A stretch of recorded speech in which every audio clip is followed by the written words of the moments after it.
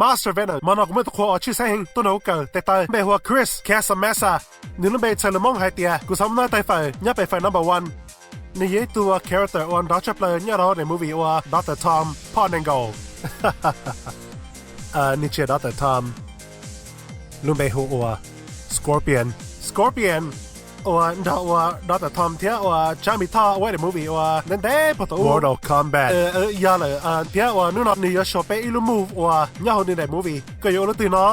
กูอยากว่าลู Scorpion kick อิลูมูว่ามันจะเห็นกูว่าอันเด็กกูยังไม่เลยทอเนี่ยว่าเลยฮะเจ้าว่าลินเดอร์ว่าอยากกับมูลงกันยังจ้ะเจ้าว่า Ninja ว่า Scorpion ได้ก็บังคับตัวกูชิมว่าจะกันยังเลยกูชิงกับตัวใช่เป็นว่าตัวเลยจ้าเดี๋ยวเราจะจะโลโลเลย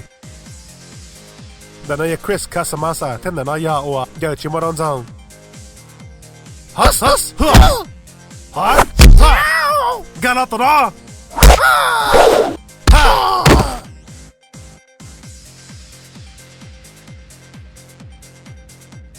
กูเข้าช่วยได้กูจะลั่นยองเนี่ยยากตัวเลยกูแต่ก็ได้วิวไปตลาดจ้าฝงเลยเนี่ย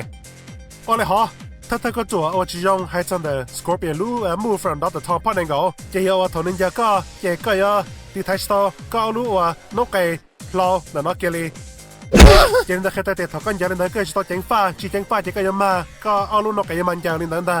เที่ยวเขาเที่ยวอย่าเตะมอนิเตอร์ถอยตั้งไว้เป็นตัวอยู่ก็อยู่ชัวกับโตก็ถ้าไว้เป็นอยู่ตูเจตเจียจ้าพอจ้าว่าคู่ไหนอย่าเตะหนึ่งบ้าเท่าตัวแต่คู่ไหนพออย่างนี้ได้กูจะเข้ามาจวดจะเข้าตัวนึงโอเค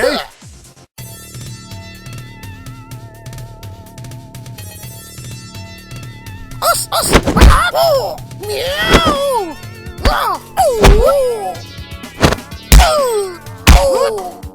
เฮ้ยเมียว